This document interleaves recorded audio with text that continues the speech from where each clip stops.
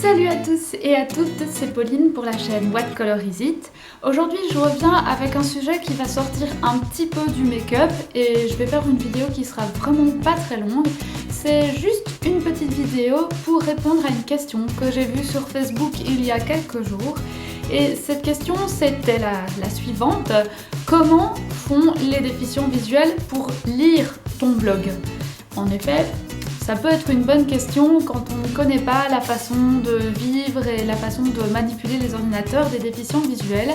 Et voilà, je vais y répondre aujourd'hui durant cette très courte vidéo comme je l'ai dit. Mais avant ça, je voudrais d'abord remercier toutes les personnes qui ont regardé mes vidéos précédentes. Je voudrais remercier toutes les personnes qui me suivent sur Facebook parce qu'on est à peu près une quarantaine et ça fait vraiment plaisir. Toutes les personnes qui me suivent sur Twitter, toutes celles qui commentent le blog, qui le visitent, qui le soutiennent. Voilà, je voulais vraiment profiter de quelques secondes pour vous remercier. Maintenant, je vais répondre à la question qui m'a été posée. Alors, pour utiliser un ordinateur, nous, les déficients visuels ou les personnes aveugles, on a deux techniques. Enfin, trois, puisque moi, je sais lire normalement. Donc, la première technique, c'est de se rapprocher très fortement de l'écran et de pouvoir lire. Alors ensuite, il y a deux autres techniques principales. La première, c'est la synthèse vocale. La synthèse vocale, donc par exemple sur Windows c'est JAWS, c'est comme ça que s'appelle le logiciel. Sur Apple c'est VoiceOver, mais il y a aussi NVDA et d'autres types de synthèse vocale. Mais principalement pour JAWS et pour VoiceOver, c'est une voix qui va, au fur et à mesure que vous naviguez sur votre écran, elle va vous lire ce qui est inscrit à l'écran. Comme sur les images que vous allez voir maintenant. Éléments. Vous êtes liste 8 éléments. Visitez, lien, index en français. Visitez, lien, index in English. Visitez, lien, make-up. Liste 4 éléments de vous deux. Cette synthèse vocale, elle permet, comme je le disais, de lire tout ce qui est à l'écran, comme vous venez de le voir. Mais le problème, ce sont les sites en flash par exemple. La synthèse vocale ne les voit que en un bloc. Elle ne sait pas lire les différents éléments, elle ne sait pas lire les différents boutons ni les textes. Pour elle, c'est un grand bloc qui est inaccessible. Donc si on veut promouvoir l'accessibilité des sites internet pour les personnes déficientes visuelles, il faut faire attention aux modules en flash.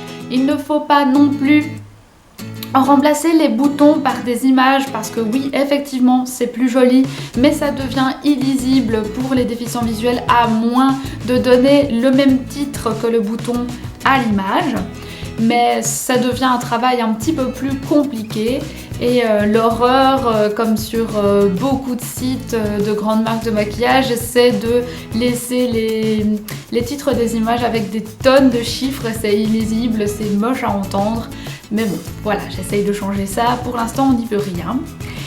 Et quant à la deuxième technique, il s'agit en fait de l'utilisation d'appareils d'aide.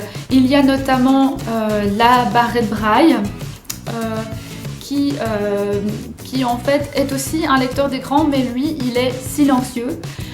Donc la barrette braille, c'est un petit dispositif que vous allez voir en image. C'est donc un petit dispositif qui est relié à l'ordinateur par Bluetooth ou par USB et avec les petits points au relief qui se trouvent en dessous, on peut lire tout ce qui est écrit à l'écran. C'est comme la synthèse vocale, ça nous lit tout ce qui est écrit à l'écran. Et la partie supérieure de la barrette braille, c'est un clavier avec lequel on peut taper du texte. Donc voilà, on peut aussi utiliser un écran plus grand comme aide lorsqu'on n'est pas aveugle. On peut aussi utiliser des TV Loop, on peut utiliser, si on a la place, un rétroprojecteur avec un énorme écran blanc, c'est aussi possible, mais il faut vraiment avoir de la place. Et voilà, je pense que c'est tout, que je pense avoir répondu à la question. Et si vous en avez d'autres concernant la déficience visuelle, l'accessibilité, etc., n'hésitez pas, je répondrai avec grand plaisir à toutes ces questions également. N'hésitez pas non plus, si vous êtes déficient visuel, à poser des questions sur le maquillage, sur la beauté, etc.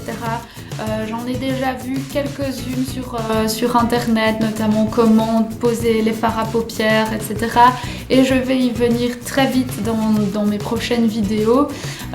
Donc n'hésitez pas à vous abonner si vous en avez envie, si vous avez envie de voir mon contenu en direct. N'hésitez pas à vous abonner, n'hésitez pas à me rejoindre, comme je le disais, sur Facebook, sur Twitter, sur Instagram. Toutes les adresses sont dans la barre d'information sous la vidéo. Je pense que j'en ai fini pour aujourd'hui. J'ai vraiment hâte de vous retrouver bientôt pour une prochaine vidéo. Bye bye.